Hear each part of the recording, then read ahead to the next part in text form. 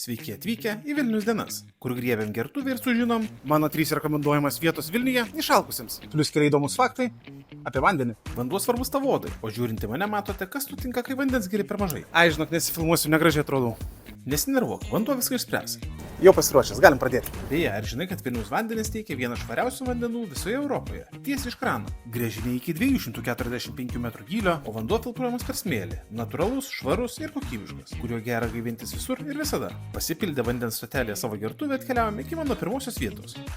Geriausi mano sumuštiniai čia. Taip, ieškantis išskirtinių sumuštinių keliauja į Aušros vartų 4, Dogma Pub Sandwich kolaboracija. Man jie geriausi ir taškas. O ar žinojai, kad Vilniaus senamiestyje vanduo atsirado 16 amžiuje ir buvo tiekiamas mediniais latakais? Tai buvo seniai, o dabartinės vandens stotelės tikrai modernesnės, bet sakyčiau irgi istoriškai svarbios. Tad dar vandens ir atvykstame Pilies gatvę. Geriausi mano ramenai čia.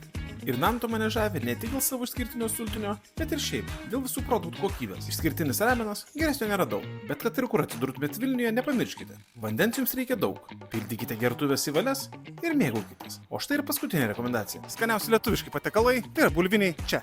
Mes su šeima tiesiog dievinam šnekutį. Vieta, kuri geriausiai atkartoja mūsų mėgstamus lietuviškų patiekalų skonius. Tad jei nesumuštiniai ramenai, eikit čia. Arba eikit į visas 3 vietas. Patirkit Vilnių maksimaliai. Vilniuje visi gerai iš krano.